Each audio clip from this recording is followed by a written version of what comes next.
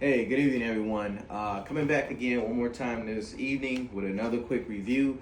I ended up getting both these shoes in today, and I wanted to make sure I get them open for you and let you guys see a review. So this particular shoe that I did get here, this shoe I picked up on Saturday. This particular shoe was released Saturday morning, and I wasn't necessarily checking for this shoe. I didn't really necessarily want it. Well, I won't say I didn't necessarily want it because I want almost every Jordan that drops, but I wasn't for sure if I was going to get it. And Friday night, we had stayed up late. We were watching movies with the kids. And some odd reason, I think we went to bed Friday night, maybe like 3 o'clock or in the morning or whatever. I woke up Saturday morning, which was January the 8th, I think. No, it wasn't January 8th. My dates are off. Whatever this Saturday was, I think it was the 12th. No, it wasn't 12th. I'm sorry. This Saturday was the 11th because Monday was the 13th. So woke up on the 11th and woke up exactly at 10 o'clock on the dot. And I woke up like, oh man, I sat up on the side of the bed, grabbed my phone and looked. It was 10 o'clock on the dot. And I was like, wait a minute, did something drop this morning? So let me go check it out. So I jumped on and took a look at sneaker, and I jumped on Finish Line. Finish Line had a queue at 10 o'clock. I waited about 3 minutes and still couldn't get in. I was like, let me jump over to sneakers. Jumped on sneakers, grabbed the 9.5, went in the queue on sneakers, got the instant got 'em sign. So I was like, sweet, okay, I'm good. They sell out everywhere. I got a pair, I'm good.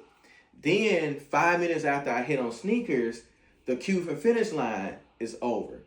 Then I get a ping on Twitter, and it's like, you can grab these with a $10 off Finish Line coupon. And I'm like, what? On a Jordan release, same morning, $10 off? I'm like, okay, let me go and look and see how many reward points I got. Jump in the Finish Line app. Somehow there's a $20 status reward coupon sitting there, which I think may have been from a promo that they were doing in December. If you you spent $200, you was going to get a $20 coupon. So that could have been where it was from because I brought the 11 Legend Blues from Finish Line. So I was like, okay, $20 coupon sitting there. Threw that $20 coupon on there, threw that $10 promo, dropped that price down by $30.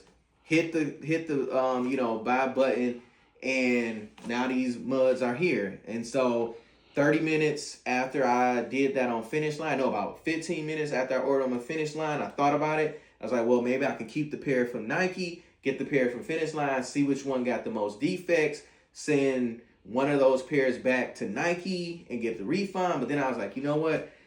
When I got the Legend Blues, I ended up getting 3 pairs, and I was taking them back and forth, trying to get different discounts and stuff. And I was happy that I finally had got $30 off on the 3rd pair, but running back and forth with the first 2 pairs just wasted a lot of my time. So I was like, you know what? I already got $30 off this pair. I'm not going to even worry about getting the 2nd pair, trying to check for defects, and then having to take the other pair back and just wasting time. So I ended up just canceling my Nike order and let this order came. Now, without further ado, let me go ahead and crack this open. But before I do, Finish Line ought to be ashamed of themselves. I hate when they use these flimsy boxes, or they put the shoes in these boxes, and these boxes don't hardly be full, and the shoes be flying all around in the box. See how much movement that is? On my last review I just did with that Nike box, you guys saw how tight fitting that Nike box was around that shoe. It was hardly any movement. Whenever you got a whole bunch of room within the box, the shoes scuff, they get scraped, they rub on each other and mess up. The shoe box be all smushed. So I'm just hoping the shoe box is okay in here and the shoes are okay. But yeah, this junk is flimsy. And then UPS busted the tape on this side. I don't know if they was trying to take a peek at what's in here, because I can actually see the shoe box from this side with how it was already opened up here. But without further delay, let me go ahead and open this up. And from the thumbnail, you guys already know what this is. I just kind of like to act like you guys aren't going to know until I pull the shoe out the box. It just makes the review a little bit more exciting for me, even though you guys already know what it is because you saw the thumbnail. You wouldn't have clicked on it if you didn't see the thumbnail. So you guys already know what this is. These came in the standard Jordan 3 box that I believe the black cements came in this same box, the ones that they just did at the end of last year, I think October, November, those black cements. So this is the standard Jordan 3 box, size 9.5. It reads Air Jordan 3, black, dark charcoal, white. Now this is supposed to be the all black, black cat Jordan 3. It says charcoal, dark charcoal. I don't know what part of the shoe is dark charcoal. On the bottom there, the Jordan name is written in white on the bottom. That's where the white comes from. And then inside the shoe, there's a white Jordan sign on the supposedly on the insole. So I guess that's why they went ahead and put white on the box. But I have no idea where this charcoal, dark charcoal, is supposed to be. Never mind. I know what the dark charcoal is. And you guys will know what it is too once I pull it out. So this is the shoe here. Don't know why the laces are untied. Now what's funny is, I'm going to take a side note for a minute. Because the laces are untied in the shoe. And the laces are loosed here. And the tissue paper is way at the back of the shoe. So what my guess is, one or two things happened. Wherever this shoe came from, either it was a shoe that they let a client try on that Saturday morning, and then wherever this shipped from, they went to that store, went and grabbed this pair and shipped this pair, or they were in the factory and the guys in the back were trying on shoes to try to see what size fit best so they know what size to get. Because the tissue paper was pulled all the way back. The laces are loosened up. The laces are untied, and this is loose here. So it's just funny because this one guy who used to work at the shoe stores, he used to say that what he used to do when he wanted to try on a shoe is he would go to the back and get one, loosen them up, and try them on in the back and put them back in the box like he hadn't touched them. So that's what I'm thinking somebody did with this. But I was telling you guys about where I think the color, the charcoal gray came from. The charcoal gray is the color of the elephant print. I mean, the dark charcoal is the elephant print color. So with this particular shoe, you got your standard elephant print, but the elephant print is in that dark charcoal color. You got a strip around here that's normally on the Jordan 3s that's above the elephant print. That is actually done in patent leather.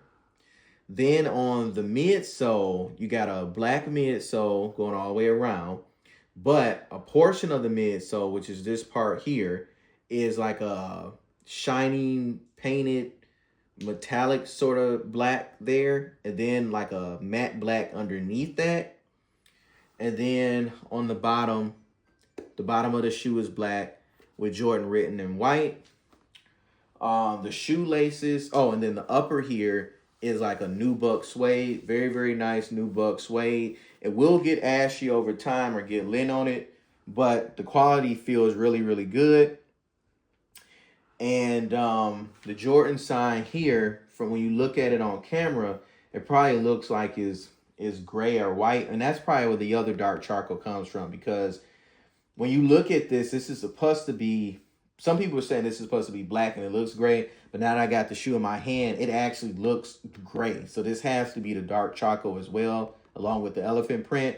But the Jordan sign here is not sewed into the tongue. It's like perforated. It sticks out and it's hard. And it's like a chrome, dark charcoal, metallic kind of feeling there on the tongue for the Jordan sign. The eyelets are black, shiny up here. And then the rest is like the regular standard black lace holes.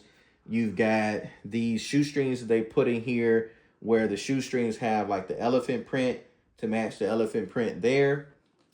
On the back, they do have the regular Jordan Jumpman with the Air. It would have been nice if they would have got Nike Air on the back, but hey, can't be, too picky. But other than that, this is kind of like the other side of the inside of the shoe. Standard Jordan 3, pretty much is all black.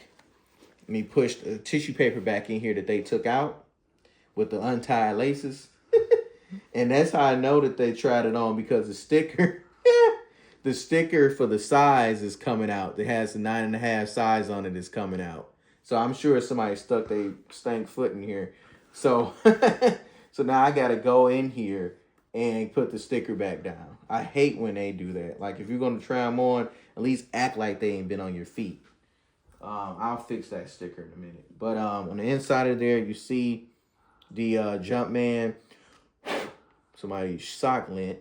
You can see that the Jumpman there is white inside the shoe. And I'm not really complaining too bad because, I mean, back in the day when you used to go to Foot Locker and stuff, when we was to go for Jordan releases, now I'm a little bit older than probably what I look like, but back in the day when we used to go and get our Jordans, we used to walk in the Foot Locker the day of release, and sometimes you had to try them on. They bring out the pair, you try them on, they don't fit, you got to go a half size up, half size down if they still got them in stock. They put that shoe in the back. Somebody else walk right in. You got size such and such. It don't matter. You had just tried them on. They buying them and they getting up out of there because they know they about to sell out. So can't really be too mad about somebody trying on the shoe because you got to see if it fit. I just wish they would have did the right thing. If they was trying it on the warehouse, go to the store and try on the shoe. Don't try on my shoes. But yeah, that's the shoe. I'll get that sticker back in there because I like to keep my stickers, everything. Like if I'm buying it and it's new, I like to keep my sticker in there, and I don't like the sticker to come out. I like to wear that sticker out when I'm wearing it and the whole thing fades off and it's white and it's ripped all apart. That's the only time it come out. Until then, that stays in there. So I got to get that sticker back down in here perfectly because they messed it up. Now, let's pull out the right shoe. So here's the right shoe. And with the right shoe, set this here. Now, the right shoe, whoever tried, like I said, I told you they was already untied. See, this is untied again. But with this right shoe, it looked like maybe somebody caught him in the back when he was unlacing them and trying to get him on his feet. And he threw it back in the box real quick before anybody was looking because the sticker's still in there and the paper ain't moved. He was like, oh, man, shoot, let me get this back in here. So I think that's what was going on. He threw this back in there before they caught him, and he couldn't get his foot in there. But he had it unlaced. He was ready to put his foot in here. And this is kind of tight, so he didn't get a chance to unlace it, but he did untie it and was planning on it. But same shoe as the left shoe, nothing different from the right shoe. One good thing about both shoes is that there aren't any creases, even though somebody tried on that left one, they didn't crease it. So I appreciate that, whoever you are, if you're watching. You didn't crease it. You didn't do no moonwalking Michael Jackson moves in it, so they didn't get any creases on them. I appreciate that, but I would have liked to have kept my sticker in the shoe. But you can see here, this one, the sticker is intact in its rightful place, ready for my foot to wear it out. But yeah, and I'm looking here, trying to see, what is this on here?